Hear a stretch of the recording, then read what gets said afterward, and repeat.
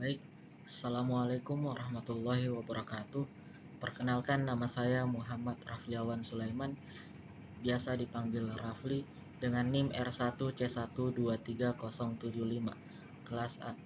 Nah, di sini saya akan mempresentasikan hasil tugas PPT saya dengan tema genesa dan lingkungan pengendapan atau pembentukan batu bara. Next. Nah, langsung saja ke materinya. Apa itu batu bara? Batu bara adalah batuan sedimen organik yang terbentuk dari akumulasi dan pengawetan material tumbuhan yang mengalami proses penggambutan, penimbunan, serta peningkatan tekanan dan suhu selama jutaan tahun, sehingga mengalami perubahan kimia, fisik, bertahap yang disebut qualification.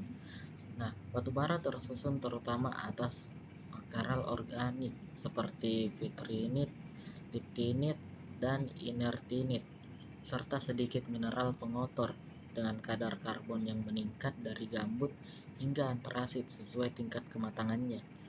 Nah, secara geologi, batu bara tidak hanya berfungsi sebagai sumber energi, tetapi juga merekam kondisi lingkungan purba, iklim, dan dinamika cekungan tempat ia terbentuk. Next. Selanjutnya, proses awal pembentukan rawa purba. Nah, yang pertama, pembentukan rawa tergenang. Rawa purba terbentuk di daerah rendah, delta sungai, atau wilayah pesisir yang selalu jenuh air.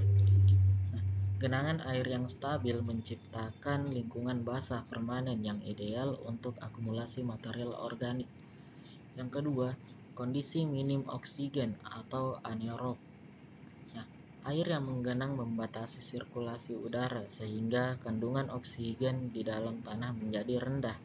Kondisi anaerob ini menghambat pelapukan sempurna dan memungkinkan sisa tumbuhan tetap terawetkan dalam waktu lama. Yang ketiga,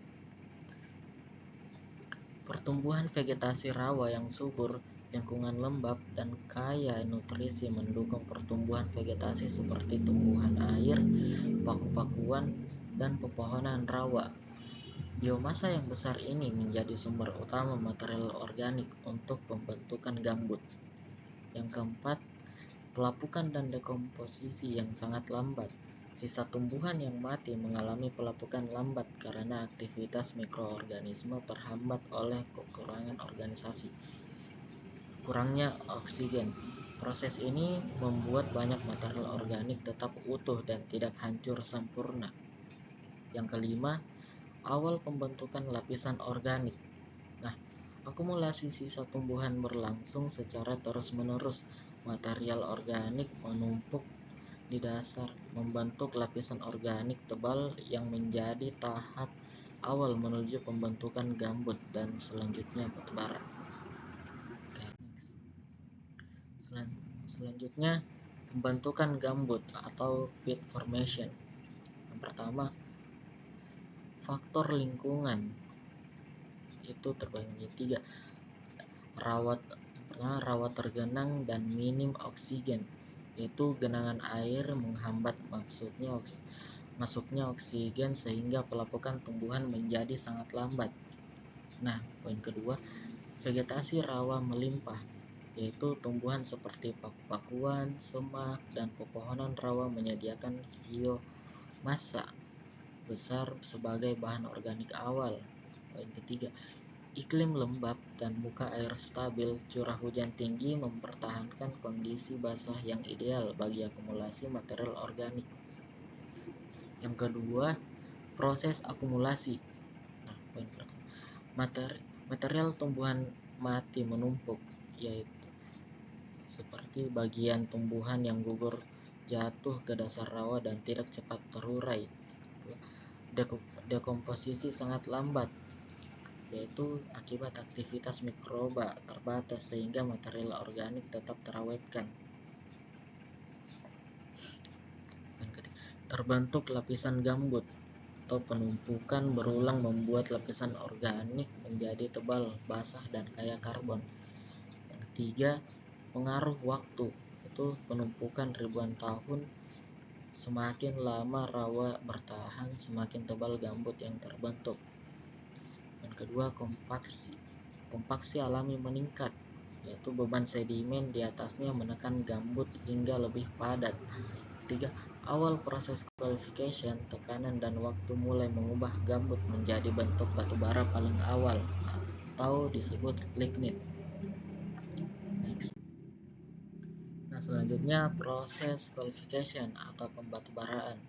Yang pertama, peningkatan tekanan dan suhu. Poin pertama, tertimbun sedimen secara berkelanjutan membuat gambut semakin dalam dan tertekan. Tekanan tinggi mengurangi pori dan mengeluarkan air sehingga material organik menjadi lebih kompak. Suhu meningkat dengan kedalaman, memicu reaksi kimia yang mempercepat pematangan batu bara. Yang kedua, perubahan kimia dan fisik material organik, yaitu kadar karbon bertambah karena unsur volatil hilang selama proses pemanasannya. Seral mengalami transformasi menjadi struktur yang lebih stabil dan matang secara termal. Sifat fisik membaik seperti warna menggelap, kilap meningkat, dan nilai kalor makin tinggi. Yang ketiga, tahap-tahap pembatubaraan. Lignit itu adalah batu bara muda warna coklat, kadar air tinggi, nilai kalor rendah. Kedua, bituminus, batu bara sedang matang, lebih keras dan lebih kaya karbon. Ketiga, antrasit, batu bara paling matang atau yang paling bagus, sangat keras, karbon tinggi, dan pembakaran paling efisien.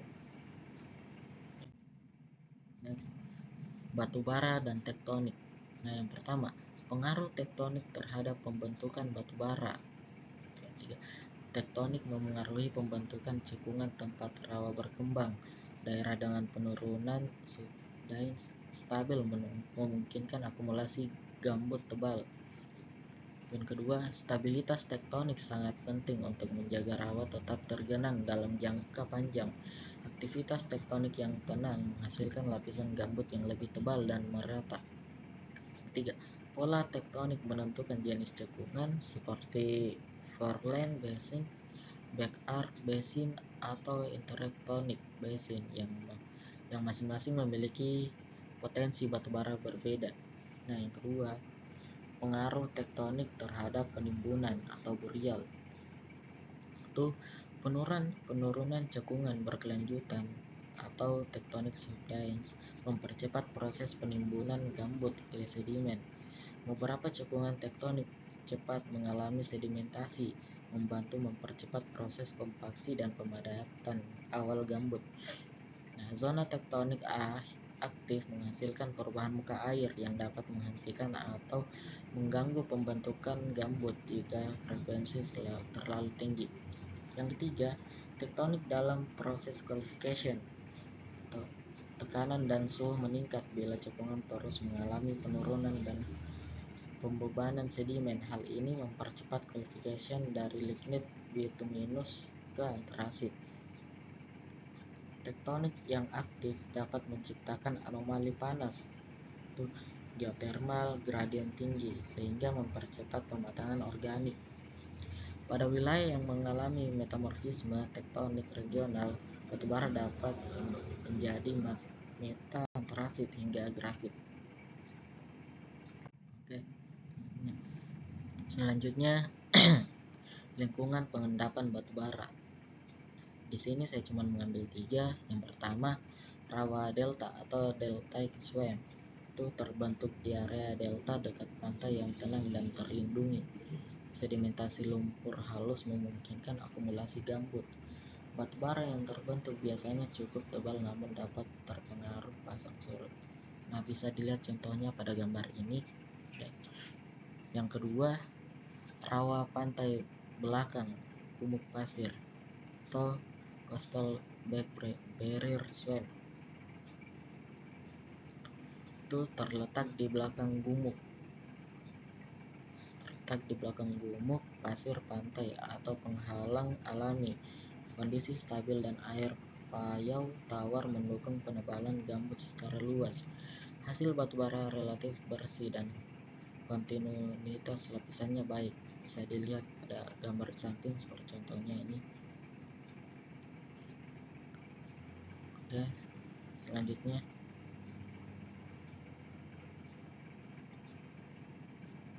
yang ketiga, rawa fluvial atau floodplain.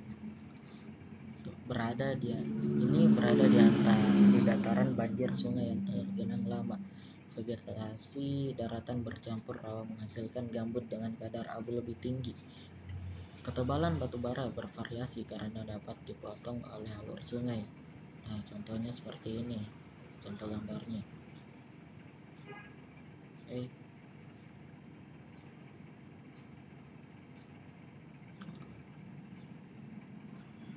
Next.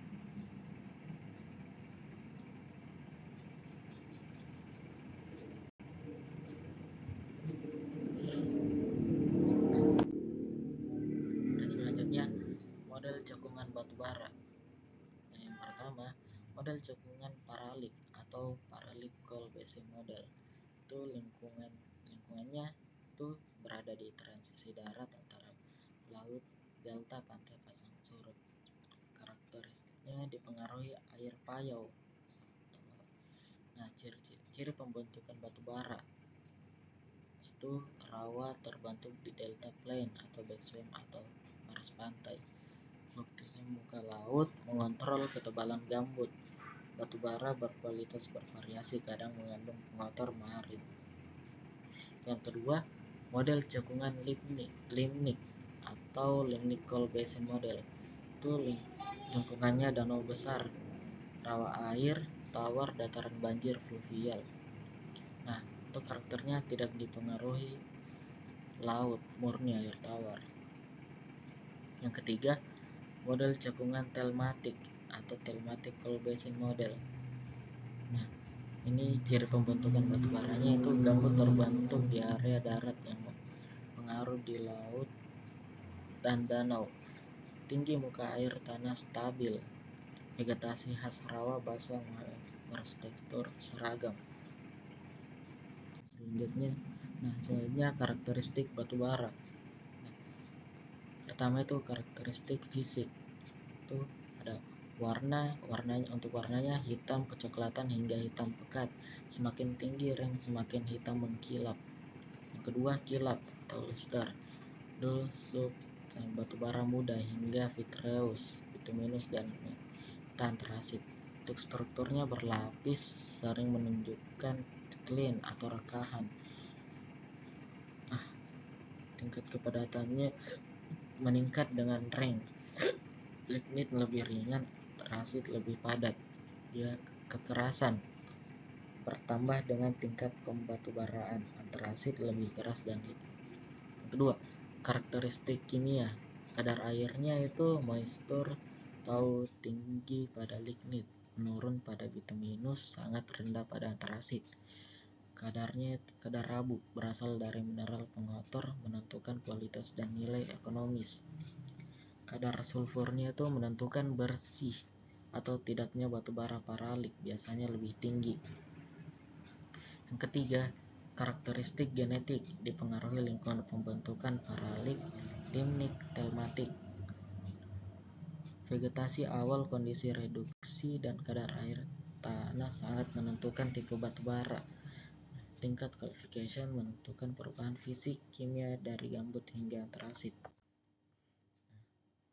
Baik, itu saja presentasi tugas PPT dari saya.